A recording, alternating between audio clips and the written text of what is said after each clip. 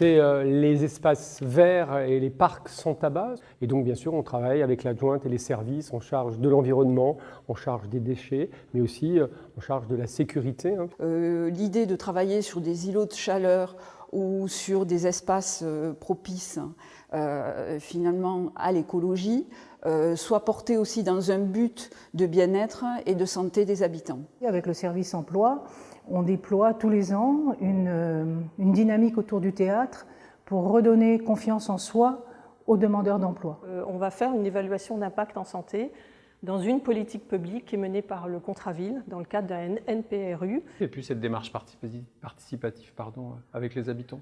On travaille aussi de plus en plus étroitement avec les collègues aménageurs. Alors à la ville de Rennes, on a mis de la santé dans le plan local d'urbanisme.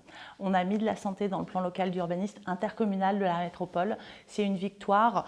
Et dernièrement, il y a eu donc un travail de fait sur la surveillance de la qualité de l'air intérieur et la mise en place d'un travail commun avec la petite enfance, avec l'éducation, avec les bâtiments et l'architecture.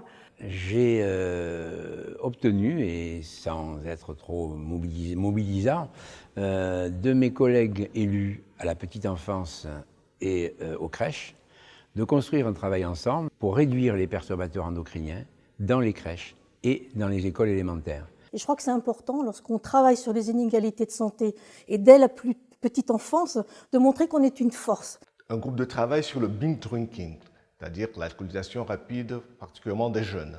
Nous avons échangé les pratiques dans des villes et des autres. L'école des parents qui a développé, par exemple sur l'année dernière, une dynamique autour du handicap. Et le thème, en fait, c'était quand le handicap entre dans la famille.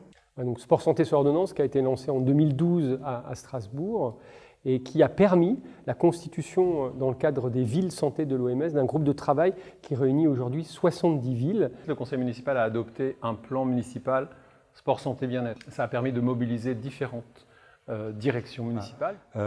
Les femmes porteuses d'un handicap avaient du mal à avoir des consultations de gynécologie parce que les gynécologues demandaient à ce qu'une tierce personne soit présente lors de la consultation. Donc avec cette étude HIT que le réseau nous a fournie, on a pu démontrer que le fait d'avoir une ville marchable et cyclable permettait de réduire la mortalité des personnes.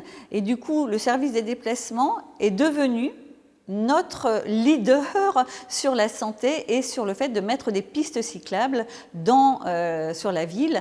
De la marchabilité, des panneaux qu'on met pour inciter les Nancéens à marcher, en indiquant le temps de marche entre des lieux et pour leur montrer que ce n'est pas la peine de prendre la voiture pour aller sur certains secteurs de la ville.